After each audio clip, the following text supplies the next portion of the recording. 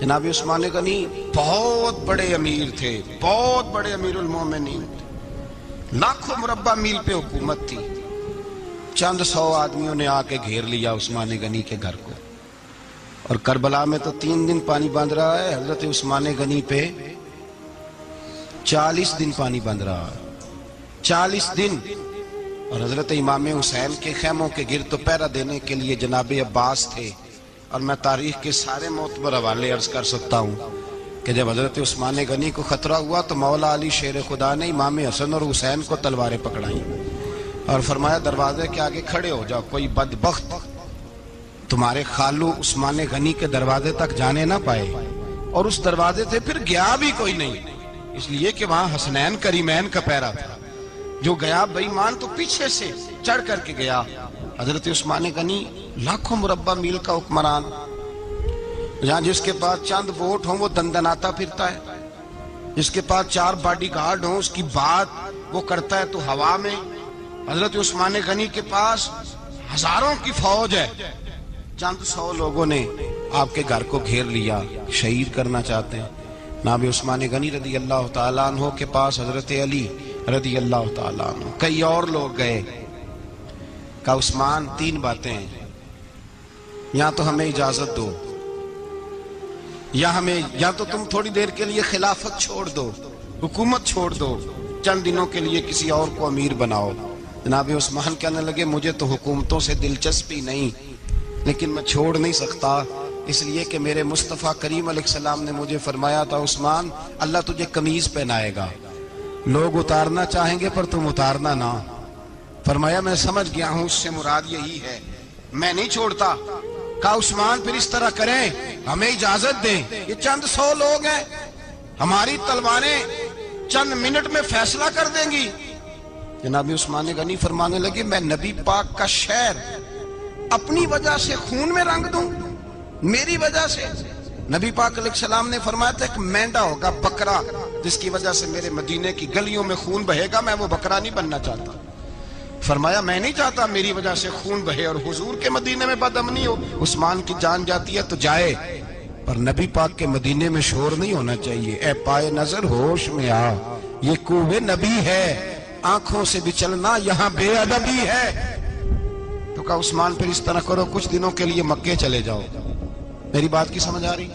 کچھ دنوں کے لیے مکے چلے جاؤ۔ تو جناب عثمان نے داڑھی پکڑ لی، کہنے لگے دیکھ رہے ہو ساری سفید ہو گئی ہے، میں نبی پاک کا شہر چھوڑ کے نہیں جانا چاہتا، میں رسول اللہ کے مدینے میں مرنا چاہتا ہوں، میں نہیں چھوڑوں گا حضور کا شہر۔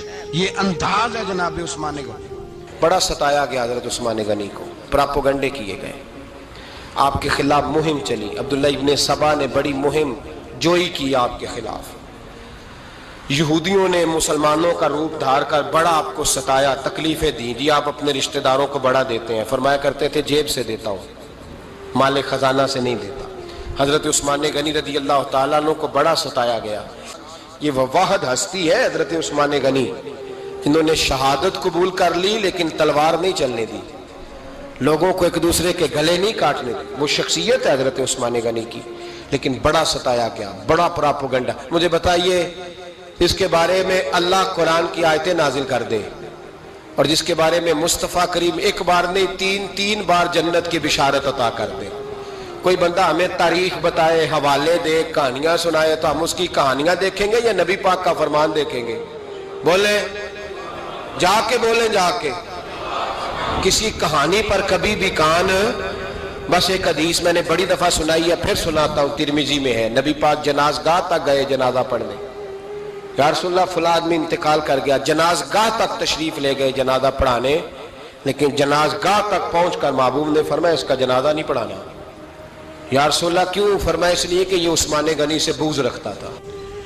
نبی پاک سید عالم صلی اللہ تعالی علیہ وآلہ وسلم نے خود اپنی زبان مبارکہ سے ترمذی شریف میں حدیث موجود ہے کہ نبی پاک صلی اللہ علیہ وسلم احد پر گئے تو احد کانپنے لگا، تو حضور نے فرمایا احد ٹھہر جا، تیرے اوپر ایک نبی، ایک صدیق اور 2 شہید موجود ہیں۔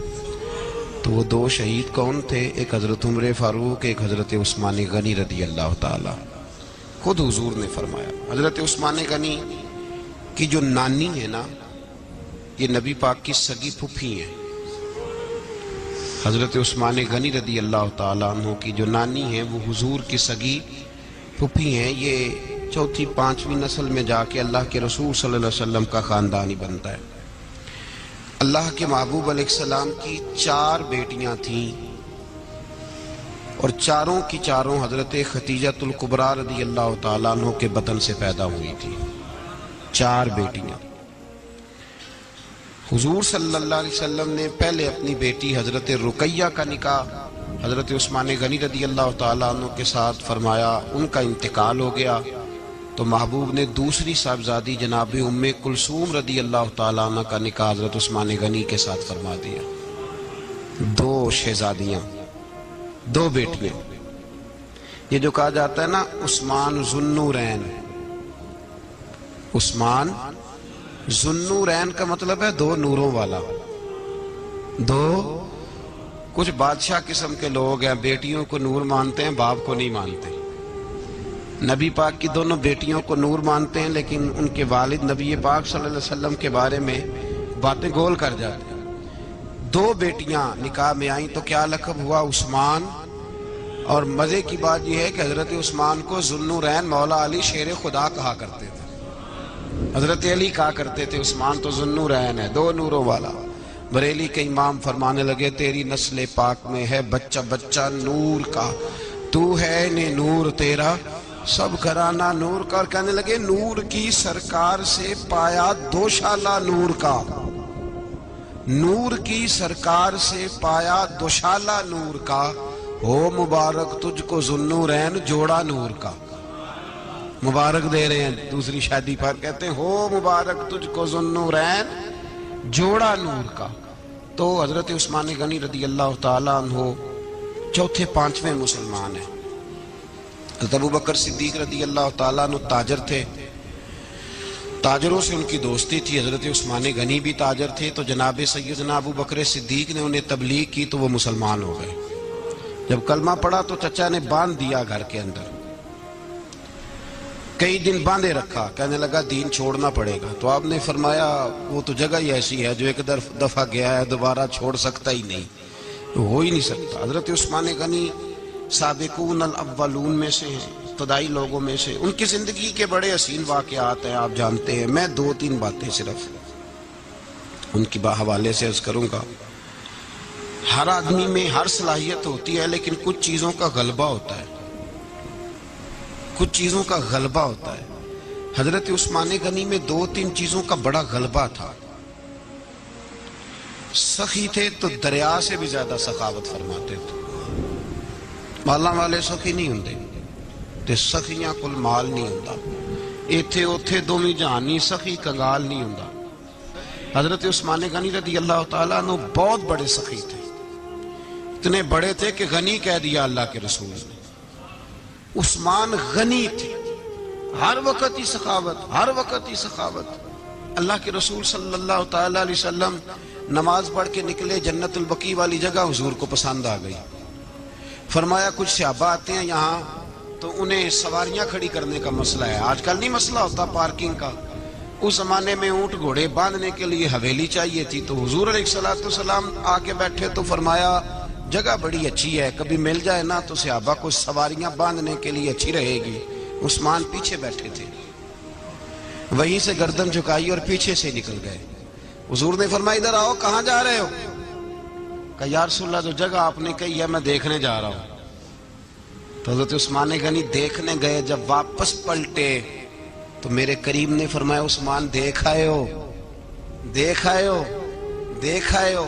عرض کی محبوبہ دیکھنی کیا تھی، تجھے پسند آئی تھی، میں خرید آیا ہوں، خرید آیا ہوں۔ دیکھنا آنا جانا یہ تو وہاں ہوتا ہے جہاں سودے بازی ہو، رنگے چمن پسند نہ پھولوں کی بو پسند، ہم کو ہے وہ پسند جسے آئے تو پسند۔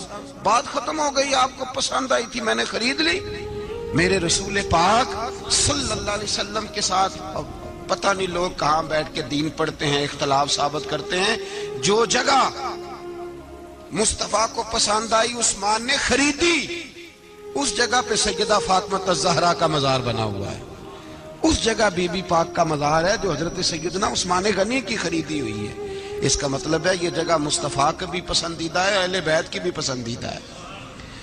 हजरत उस्मान गनी का मिजाज है, हुजूर ऐलान कर रहे थे, इसका मतलब है चंदे का ऐलान करना भी नबी पाक की सुन्नत है। इसलिए हम भी कभी कभी ये सुन्नत अदा कर लेते हैं।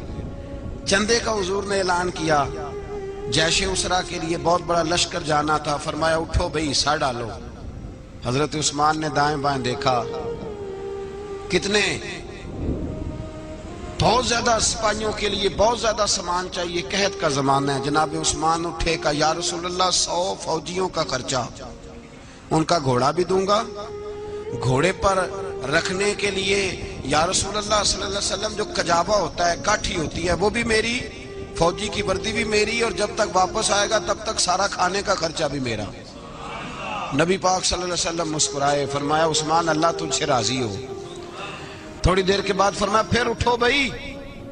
दाएं बाएं देखा, कोई उठा ही नहीं। हजरत उस्मान फिर खड़े हो गए, कहा हुजूर 100 मेरा और शामिल कर ले। नबी पाक ने फिर ऐलान किया। हजरत उस्मान कहते हैं मेरे ना दिल को कुछ होता था, फिर उठे, कहा हुजूर मेरा तीसरा 100 भी शामिल कर ले। फरमाते हैं जनाब उस्मान गनी चौथी दफा मेरे मुस्तफ़ा ने ऐलान किया तो मुझसे ना ही रहा गया।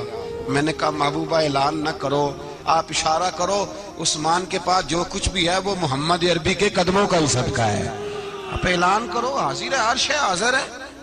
फूक फूक के देना, देख देख के देना, ये तो वहां का सौदा होता है जहाँ सौदेबाजी होती है।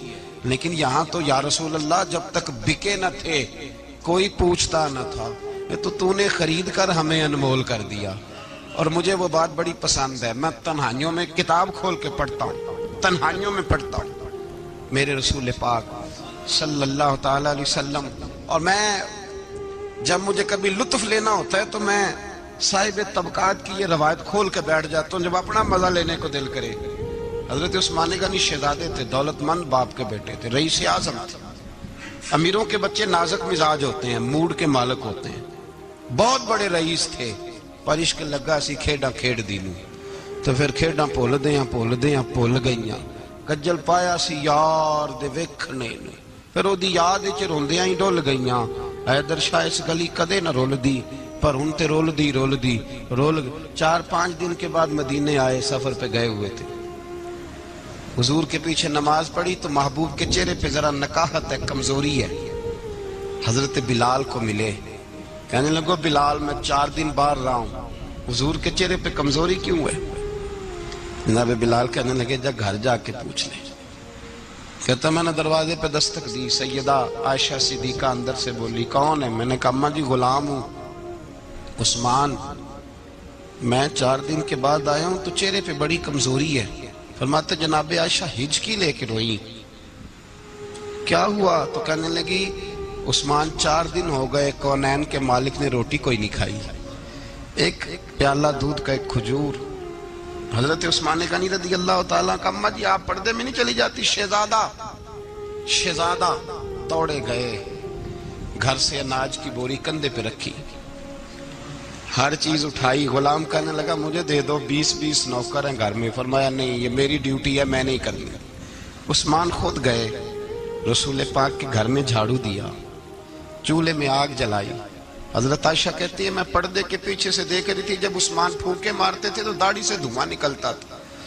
पर उस्मान जिसने पानी का प्याला भी खुद ने पिया था, उसने सालन पकाया, फिर रोटियां पकाई तो हाथ जले, खाना पका के और दस्तरखान लगा के मस्जिद में हाजिर हुए। कहा महबूबा अगर मेहरबानी करें तो घर नहीं आते?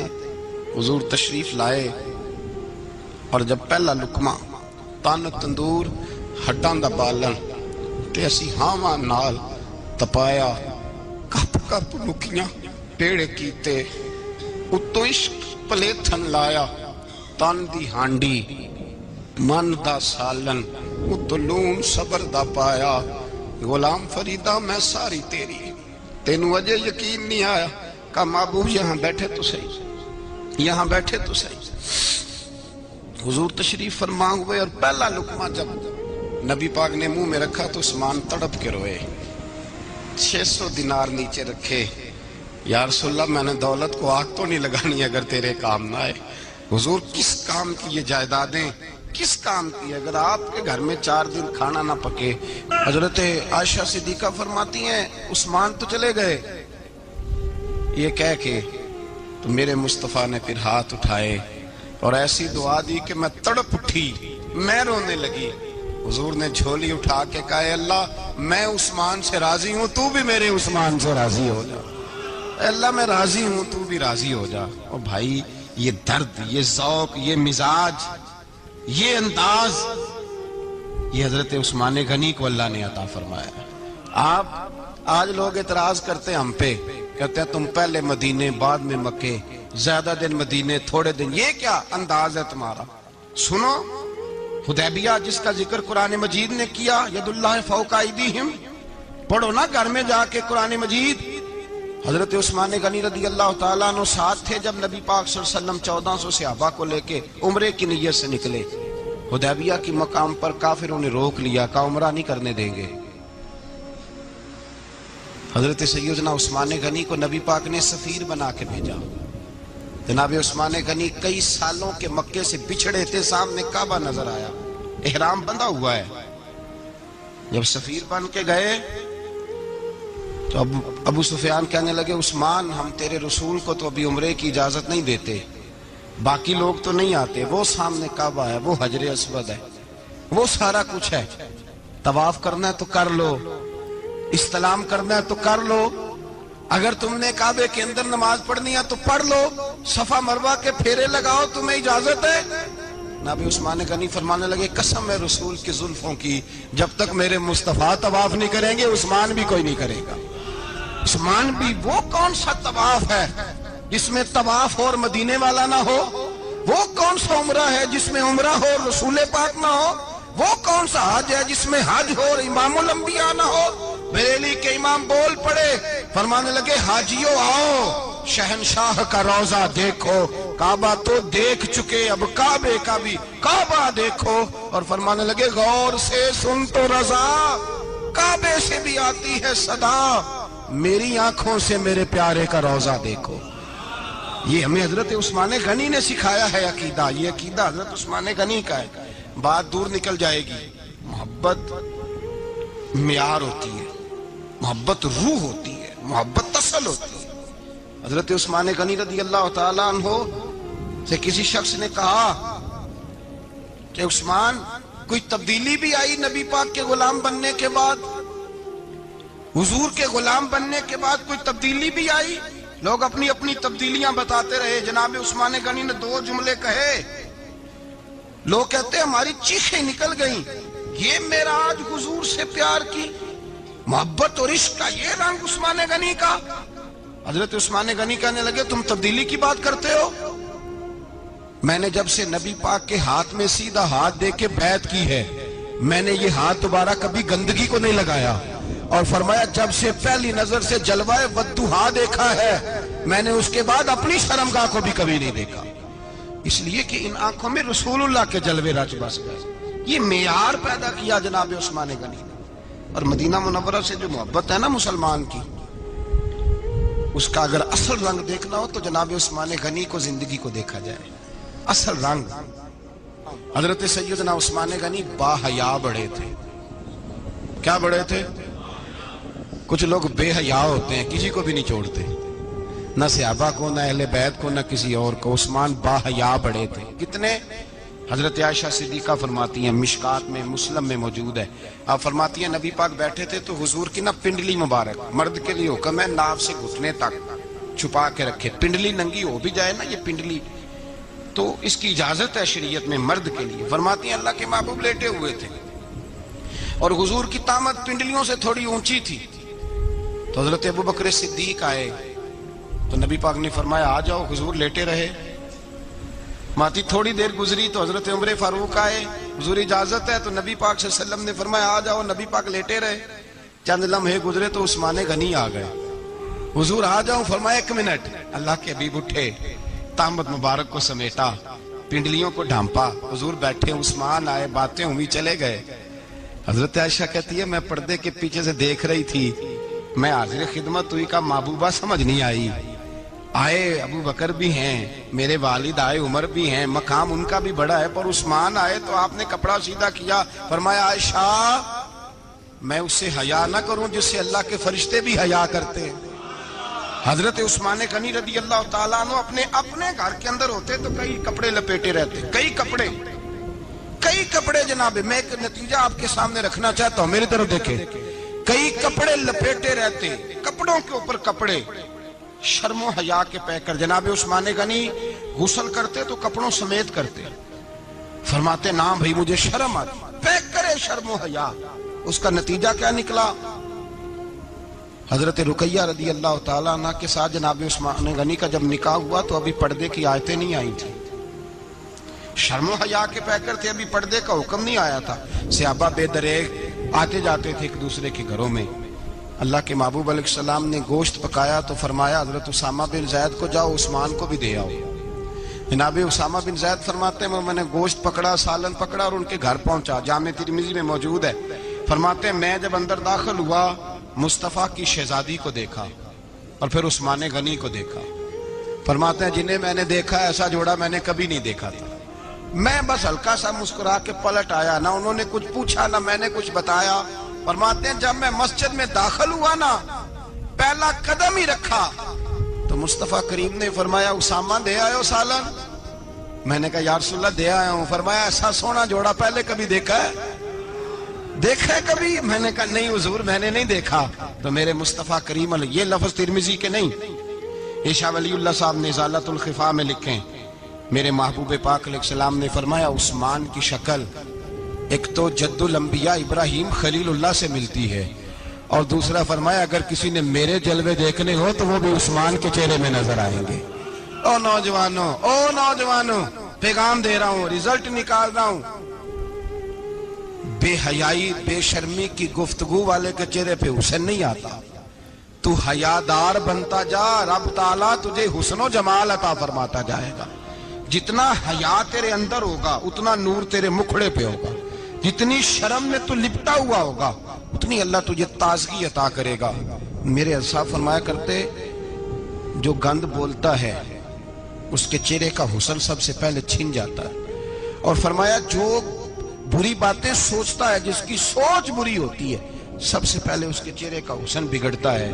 اگر چتاتا ہے تازہ رہے، ٹھنڈا رہے، نورانی رہے، تو پھر حضرت عثمان نے تجھے بتایا ہے کہ شرم والا بن کے رہ، اللہ سب سے زیادہ حسن تجھے ہی عطا فرما دے گا۔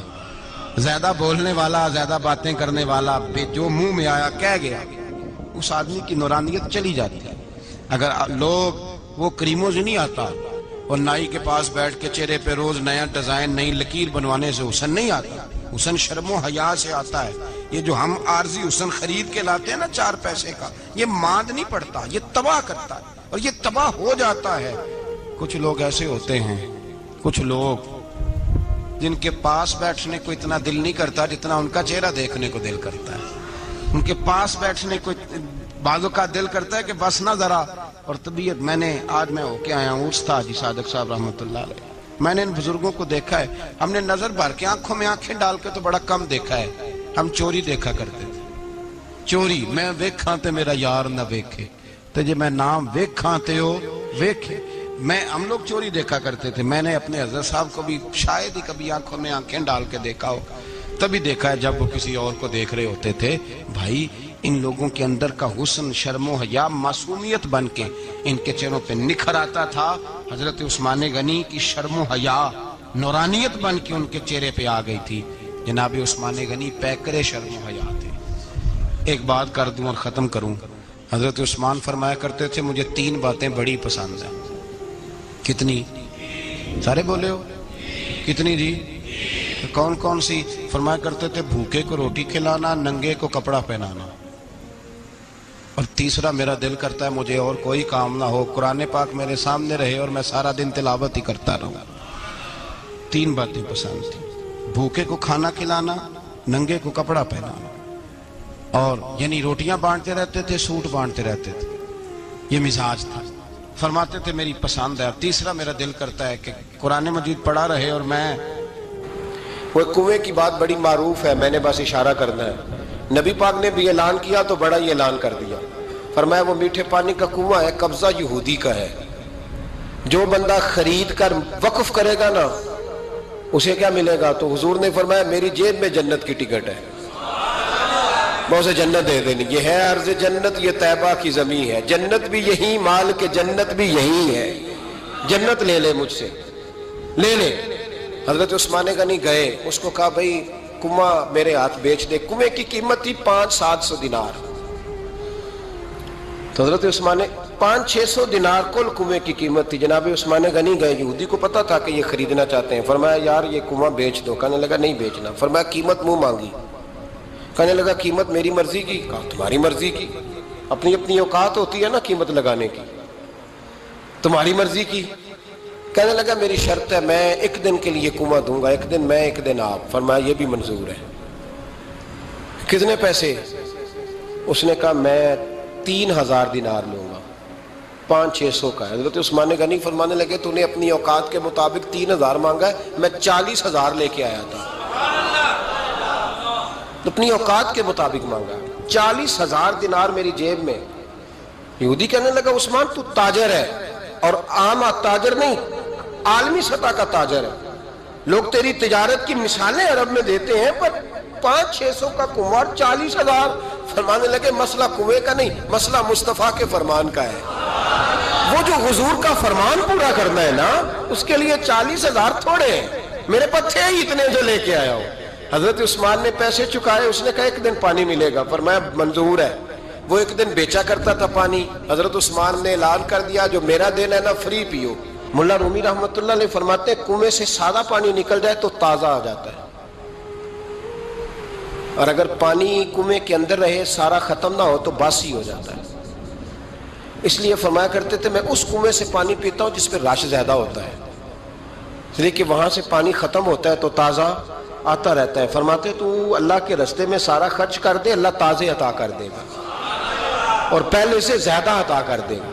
میرا آپ کا مسئلہ یہ ہے کہ تجارت بندوں کے ساتھ ہے، بندوں کے ساتھ جو تجارت ہے نا، بندے کنجوسی کر جاتے ہیں، بندے کا تو صحیح کام چل جائے تو پارٹنر کو فارغ کر دیتا ہے، یہ تو فارغ ہے، اور اگر کبھی کسی کی دکان میں کوئی کرایہ دار اچھا اس کی دکان چل جائے تو مالک کہتا ہے تو جا، اب دکان میں نے خود کھولنی ہے، وہ فارغ کر دیتا ہے۔ بندوں کا تو مزاج ہے۔ اور اللہ تبارک و تعالیٰ سے جب تجارت ہوتی ہے نا، میں نے ایسے لوگ دیکھے ہیں جن کے گھروں میں لاکھوں روپیہ ماہانہ آتا ہے، غربت نہیں جاتی۔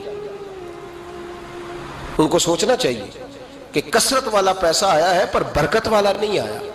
حضرت عثمان غنی رضی اللہ تعالیٰ عنہ فرماتے ہیں کہ میں نے پہلے بھی میں بڑا تاجر تھا، لیکن جب سے مصطفیٰ کے نام پر خرچ کرنا شروع کیا، پھر کہاں کہاں سے آیا کب، اور بڑی سیانی بات فرماتے ہیں۔ آپ فرماتے ہیں میں کلمہ پڑھنے سے پہلے تجارت کو وقت زیادہ دیتا تھا، اور مسلمان ہونے کے بعد میں نے تجارت کو ٹائم تھوڑا دیا، پر اللہ نے روزی مجھے زیادہ عطا فرمائی۔ اس لیے برکت پر ہماری توجہ نہیں رہی، غیبی خزانوں پر خیال ہم نے چھوڑ دیا ہے۔ غیبی خزانوں سے جو چیز ملتی ہے وہ زیادہ ملتی ہے، جو مادی ذرائع سے ملتی ہے وہ چیز کم ہوتی ہے۔ حضرت عثمان غنی پر الزام لگا جب آپ کا دور حکومت تھا، یہ یاد رکھیں کہ سب سے زیادہ الزامات حضرت عثمان غنی پہ لگائے گئے۔ جن بندوں کے قد کاٹ زیادہ ہوتے ہیں ان کے خلاف پراپوگنڈے بھی لمبے چوڑے ہی ہوتے ہیں۔ بڑی بڑی بات یاد رکھنا، کہا گیا کہ حضرت عثمان لوگوں کو نوازتے بڑا ہے، بڑا دیتے ہیں حضرت عثمان غنی۔ تو حضرت عثمان غنی فرمایا کرتے تھے حکمران تو میں آج بنا ہوں تو میں تو پہلے بھی بڑا دیتا تھا، وہ کس خزانے سے دیتا تھا؟ آپ جواب دیا کرتے۔ دیکھیں ذرا، لاکھوں لوگ حج کرنے آتے تھے، پر حضرت عثمان غنی حج کرنے جاتے تو اعلان کر دیتے کہ کوئی حاجی حج کے موقع پر آ کے کھانا نہ پکائے، سب کو کھانا عثمان غنی اپنی جیب سے دیا کریں گے۔ مینا میں لنگر کھانا ہوتا تھا حضرت عثمان غنی کا، مینا میں، فرماتے تھے کھاؤ حاجیو جتنا کھا سکتے۔ اور پھر حضرت عثمان غنی کا اعلان تھا، خدام کو کہتے تھے میں آخر میں کھاؤں گا، پہلے میرے سارے آنے والے حاجیوں کو کھلایا جائے۔ ایک مجھ سے نا ایک دوست نے سوال پوچھا 4-5 دنوں کے، کچھ سوال ایسے ہوتے ہیں جو بندے کو نا چوراہے پہ لا کے کھڑا کر دیتے ہیں، زندگی میں نہ بھولنے والے سوالات ہوتے ہیں۔ ایک شخص نے سوال پوچھا، کہنے لگا اوکاڑے دینی اور مذہبی گھرانہ ہے، اوکاڑے سے تعلق ہے، میرے ساتھ محبت کا رشتہ ہے۔ کہنے لگے بیٹی کی شادی کر دی ہے راولپنڈی میں، آپ کی بھی بیٹیاں ہیں، میری بھی بیٹی ہے. بیٹی کی شادی کر دی ہے راولپنڈی میں. اب بچی چند دن رہنے آئی ہے. پوچھنا یہ ہے کہ نماز پوری پڑھے گی کہ قصر پڑھے گی؟ تو میرا تو اس نے کام کر دیا، حد ہو گئی، رو رو کے برا حال. میں نے کہا یار تو بند کر دے فون، رات کو بتاؤں گا. کیا پوچھ لیا یار تو نے؟ بیٹی مسافر نہیں ہوتی، بیٹی تو مہرانی ہوتی ہے باپ کے گھر کی. تو بیٹی مطلب کیسے بتاؤں کہ دل کرتا ہے کہ بیٹی وہ صرف ہنسے، وہ روئے کبھی نہ. یہ دعا ہوتی ہے. تو نے اتنا بڑا سوال کیوں کیا؟ بہرحال علماء کو کچھ چیزوں کے جواب دینے پڑتے ہیں. میں نے کہا میں رات کو بتاؤں گا. رات کو پھر فون آیا کہ آپ تو بڑی جلدی جواب دینے کے عادی ہیں تو دیر کیوں کر دی؟ تو میں نے کہا یار جواب تو میرے پاس تھا لیکن ہمت نہیں تھی ابھی. تو میں نے کہا کہ اگر تو بیٹی آئی ہے والد کے گھر میں اور ابا جی کا پروگرام ہے اسے جائیداد میں سے حصہ دینے کا، تو پھر تو بیٹی نماز پوری پڑھے گی. لیکن اگر ابا جی نے علیحدہ کر کے انگوٹھا لگوانا ہے تو پھر بیٹی مسافر ہے. اگر ابا جی نے اس کو علیحدہ کر کے انگوٹھا لگوانا ہے نا کہ دے دے بھائیوں کو، خیر ہے تیری شادی پہ خرچہ کر دیا ہے. اگر ابا جی کے دل میں نے کہا یہ ابے سے فتویٰ پوچھ لو، اگر ابا جی کے دل میں چور ہے نا کہ بیٹی کو دینا کچھ نہیں، تو پھر بیٹی نے نماز قصر پڑھنی ہے. اس لیے کہ پھر وہ وہاں حصے دار. اس کی دلیل حضرت عثمان غنی رضی اللہ تعالیٰ عنہ حج کے لیے تشریف لے گئے تو لوگوں نے حضرت عثمان غنی سے کہا کہ نبی پاک بھی قصر نماز پڑھتے تھے، حضرت عمر بھی حج کے موقع پر قصر پڑھتے، حضرت ابو بکر بھی، آپ کیوں پوری پڑھتے ہیں؟ فرمایا ان کا مکے میں گھر کوئی نہیں تھا، میرے تو پورے کے پورے باغ ہیں، تو میں یہاں مسافر نہیں ہوں، میں یہاں مقیم ہوں. تو اگر تو بیٹی کا حصہ بھی ہے ابا جی کے گھر میں تو پھر وہ نماز پوری پڑے گی. لیکن اگر ابا جی نے اللہ تعالیٰ خیر فرمائے بیٹوں کے حق میں فیصلہ سنا دیا ہے اور انہوں نے بیٹی سے کہہ دیا ہے کہ چھوڑ، جو بیٹیاں حصہ لیتی ہیں ان کے بھائی نہیں ملتے تو نہ ملے بھائی، کوئی حرج نہیں. ضروری ہے ظالم بھائیوں سے رابطہ رکھنا جو کھا جائے بہنوں کا حصہ. والد ظالم ہے، ظالم ہے باپ، بیٹے کو حصہ دیتا ہے بیٹی کو نہیں دیتا. اور یہ 1.5 مربے والے جاگیردار کی بات نہیں کر رہا جس کا 4 مرلے کا مکان ہے، اس کی بیٹی کا بھی حصہ بنتا ہے. کیوں کھاتے ہو بیٹیوں کا حصہ؟ ڈر نہیں آتا اللہ تعالیٰ سے؟ کیوں کھاتے ہیں لوگ بیٹیوں کا حصہ؟ جب اللہ رسول نے رکھا ہے تو کیوں کھا جاتے اور پھر کہتے ہیں جناب بڑا پیار ہے بیٹی سے، رونے دھونے کے لیے پیار ہے. تو یاد رکھیں حضرت عثمان غنی رضی اللہ تعالیٰ عنہ کا لنگر چلتا تھا. تو میرے بھائی ایک اور بہت بڑی خوبی حضرت عثمان غنی کی تیسری وہ یہ تھی کہ آپ میں اللہ نے بہت زیادہ حیا رکھی تھی. آج نا اگر آپ ناراض نہ ہو تو ہماری حکومتوں میں جو بدتمیز زیادہ ہوتا ہے اس کا عہدہ زیادہ ہوتا ہے، اس کو اچھا عہدہ ملتا ہے جو بدتمیزی زیادہ کرتا ہے. اور ہمارے ہاں نوجوان سمجھتے ہیں کہ کھل کے پھرنا، کھل کے کھانا، مرضی کا لباس پہننا. ہمارے ایک بزرگ فرمایا کرتے تھے جب سے پیسے لوگوں کے پاس زیادہ آئے ہیں لباس چھوٹے ہو گئے، پیسہ زیادہ آ گیا کپڑے جسموں پہ سکڑ گئے. لوگ سمجھتے ہیں کہ بس جو دل میں آئے کہہ دینے کا نام جمہوریت ہے، آزادی رائے ہے. حضرت عثمان غنی رضی اللہ تعالیٰ عنہ شرم و حیا کے پیکر تھے. بڑا پیسہ تھا، بڑا کچھ تھا، لوگ ڈرتے تھے، سردار بھی تھے، جو چاہتے کر سکتے، روب طاری ہوتا.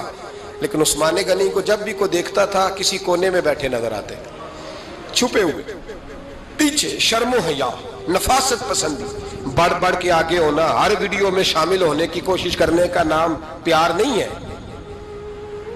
نفاست پسند جو لوگ ہوتے ہیں وہ اکثر چھپے ہوئے ہوتے ہیں، ان کا پتہ ہی نہیں ہوتا لوگوں کو کہ پیچھے دراصل ہے کون. دیکھیے نا بڑی معروف حدیث ہے صحیح مسلم میں، نبی پاک صلی اللہ علیہ وسلم آرام فرما رہے تھے، حضور نے تامت مبارک باندھی ہوئی تھی، لیٹے ہوئے تھے سرکار. تو جب آدمی لیٹتے تھے نا، ہمارے بزرگ بھی جب لیٹتے ہیں تو تامت کو سمیٹا کرتے تھے تو گھٹنوں تک آ جاتی تھی.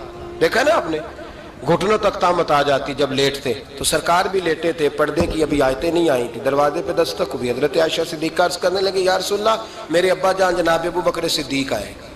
حضور نے فرمایا بلا لو. حضرت عائشہ کہتی ہیں وہ آ کے بیٹھ گئے، حضور لیٹے رہے. پھر دستک ہوئی، اب کون ہے؟ کہا سیدنا فاروق اعظم. کہا عائشہ آپ ساتھ والے حجرے میں چلی جاؤ. اماں جی وہاں چلی گئی. تھوڑی دیر کے بعد حضرت عمر آئے، حضور لیٹے رہے. جناب عائشہ کہتی ہیں پھر دستک ہوئی، اب کون ہے؟ فرمایا عثمان غنی. نبی کریم نے فرمایا اسے کہو ذرا ٹھہر جائے. حضرت عثمان ٹھہرے تو حضور اٹھ کے بیٹھے, تہمد مبارک کو ٹھیک کیا, پھر اپنے کرتے مبارک کو سیدھا کیا, پھر دستار کو سیدھا کیا. فرمایا اب بلاؤ عثمان غنی. حالانکہ جاہو جلال حضرت عمر کا زیادہ ہے, حالانکہ وقار مقام حضرت صدیق اکبر کا زیادہ ہے. اب بلاؤ عثمان غنی کو. حضرت عثمان غنی رضی اللہ تعالیٰ عنہ آئے, بیٹھے, بات چیت ہوئی, تینوں چلے گئے. حضرت عائشہ صدیقہ کہتی ہے میرے ذہن میں سوال رہ گیا. میں نے عرض کی یا رسول اللہ صلی اللہ تعالیٰ علیہ وسلم, وہ دو لوگ آئے, آپ بیٹھے رہے, عثمان آئے تو آپ نے اہتمام کیا. کیا لفظ ہے, اور لفظوں میں تاثیر ہے, اور جملے دو کہے نبی پاک نے, لیکن کتنا بڑا ان کا مرتبہ بیان کیا. فرمایا عائشہ میں اس شخص سے حیا نہ کروں جس سے اللہ کے فرشتے بھی حیا کرتے ہیں, میں اس سے حیا نہ کروں جس سے اللہ کے فرشتے بھی حیا کرتے ہیں. حضرت عثمان غنی فرمایا کرتے تھے میں نے جب سے حضور کا چہرہ دیکھا ہے دوبارہ پلٹ کے اپنی شرمگاہ بھی کبھی نہیں دیکھی. گویا میں نے اپنی آنکھوں کا وضو نہیں توڑا جب سے حضور کا. فرماتے جب سے یہ ہاتھ نبی پاک کو بیعت کے لیے دیا ہے پھر گندگی میں نہیں جانے دیا میں نے سیدھا ہاتھ. حضرت عثمان غنی فرمایا کرتے تھے میں اپنے گھر کے اندر اپنے غسل خانے میں چار دیواری کے اندر بھی کپڑوں سمیت غسل کرتا ہوں, مجھے حیات یہ غسل خانے میں بھی کپڑے. اور سنو ایک اور بڑی بات اہم, آپ فرمایا کرتے تھے میری جو محرم عورتیں ہیں نا, محرم پھپھی خالہ, میری جو محرم عورتیں ہیں, فرمایا کرتے تھے میں نے کبھی ان کے بھی چہرے آنکھ بھر کے نہیں دیکھے, ان کے بھی چہرے کبھی میں نے آنکھ بھر کے نہیں دیکھے. جو میری محرم عورتیں ہیں پھپھی خالہ, فرماتے تھے ان سے بھی جب بات کرتا ہوں تو میں چہرہ جھکا کے. ہمارے ہاں تو کزن ایک دوسرے سے سلام لیتے ہیں, لڑکیاں لڑکے کزن ایک دوسرے سے سلام لیتے ہیں. بچیاں آیا کرتی تھی تو میری کبھی کبھی مجھے بتایا جاتا تھا, میں نے ایک پابندی لگا دی بچیاں جب مدرسے میں آتی تھی کہ جو دور سے بچی آئے اس کو جس آدمی کا نام لکھا ہو بتایا جائے وہی لینے آئے. ایک دن مجھے اطلاع دی گئی کہ آپ تھوڑی دیر آئیں. میں گھر گیا تو مجھے بتلایا گیا کہ ایک بچی ہے تو اس کو جو پہلے لینے آتا تھا وہ نہیں آیا, کوئی اور آیا. میں نے اس کے بھائی کو فون کیا کہ آپ لینے نہیں آئے. کہنے لگے یہ کزن ہے ہمارا, اس کے ساتھ بھیج دیں, آپ ہمارا ہی کزن ہے, خالہ زاد ہے. میں نے کہا یار آپ کہاں ہو؟ کہنے لگے مجھے 20-25 منٹ لگ جائیں گے. تو میں نے کہا ابھی کلاسیں بھی جاری ہیں تو آپ ہی آ جانا خود ہی. میں نے کہا سب آپ بھیج دیں, مجھے اعتبار ہے اس پہ. میں نے اس کو ایک بات کہی جو آپ کو بھی کہتا ہوں, میں نے کہا یار تمہیں اعتبار ہے تو اللہ رسول کو اعتبار کیوں نہیں؟ انہوں نے کیوں غیر محرم بنایا ہے؟ عجیب تماشا ہے. مجھے پھپھی ذات پہ, خالہ ذات پہ, ماموں ذات پر اعتبار ہے, نبی پاک کو کیوں نہیں؟ آپ کو زیادہ پیار ہے لوگوں سے یا نبی پاک کو امت سے زیادہ پیار ہے؟ کیا مطلب تماشا ہے, کیا مزاج بنا لیا میں نے اور آپ؟ نبی پاک نے ایک شخص پر اعتبار نہیں کیا, پر میں اس سے پردہ کروں. آپ نے اور میں نے کیسے کر لیا؟ نبی پاک نے خالہ ذات, پھپھی ذات, دیور پر, جیٹ پر, سالے پر, بہنوئی پر اعتبار نہیں کیا, پابندی لگا دی. تو نے کیسے کیا؟ تیرے دل میں زیادہ درد ہے, تو زیادہ دین کو سمجھنے لگا ہے, انسانیت زیادہ اچھل آئی ہے تیرے اندر. اعتبار کیا ہوتا؟ یاد رکھنا دنیا میں جتنے گھر تباہ ہوئے ان لوگوں کی وجہ سے نہیں ہوئے جن پر اعتبار نہیں تھا, ان کی وجہ سے ہوئے جن پر اعتبار تھا. گھر کا بیٹی لنکا ڈھائے, باہر والے آ کے کبھی بھی گھر میں کوئی نقب زنی نہیں کرتے, جب بھی کرتے اعتبار والے کرتے. میرے رسول پاک علیہ الصلوۃ والسلام کی وہ ازواج جن پر اللہ کو اتنا اعتبار ہے کہ رب کہتا ہے میرے محبوب کی بیویوں تمہاری جیسی دنیا میں دوسری ہے ہی کوئی نہیں, اللہ کو اتنا اعتبار ہے.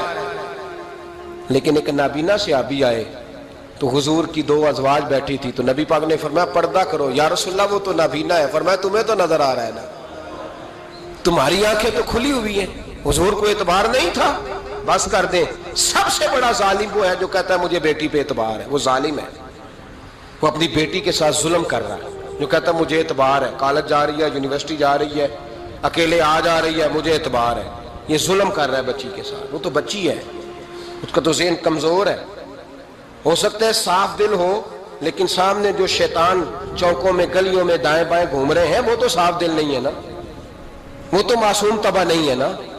تو بعض اوقات بڑے اچھے نفیس بچے بھی شیطانوں کا شکار ہو جاتے ہیں. خدا کا خوف کریں. حضرت عثمان غنی کی زندگی, حضرت عثمان فرماتے ہیں جو محرم عورتیں تھیں ان کی طرف بھی آنکھ بھر کے نہیں دیکھا, اس لیے کہ وہ خاتون ہے, میں مرد ہوں, میری حیا مانے. آج لوگوں کو شوق ہو گیا عورتوں کی مجلس میں دوڑ دوڑ کے جانا, وہاں بیٹھنا, وہاں وقت بتانا. پیران عظام کہتے ہیں کہ وہ درویشنیوں کے بیچ بیٹھے ہیں جی, باپ بیٹی ہوتے ہیں جی, مریدنی اور پیر. میں نے کہا کوئی نہیں ہوتے, اس رشتے پر استدلال ہے. اعلیٰ حضرت فرماتے ہیں واجب ہے پردہ پیر اور مریدنی کا, یہ پردہ واجب ہے. اگر کوئی شخص اس طرح بے پردہ بیعت لے گا, بیچ میں بیٹھے گا, تو اس کا تو مرید ہونا ویسے ہی حرام ہے, جائز ہی نہیں ہے. جو سارا دن تویز دھاگے کے لیے بیٹھا رہے اور بیویوں سے گفتگو کرتا رہے. خدا را حضرت عثمان غنی رضی اللہ تعالیٰ عنہ کی زندگی میں جو باتیں ہمیں بہت زیادہ ملتی ہیں ان میں نفاست ہے, آپ کی حیا ہے,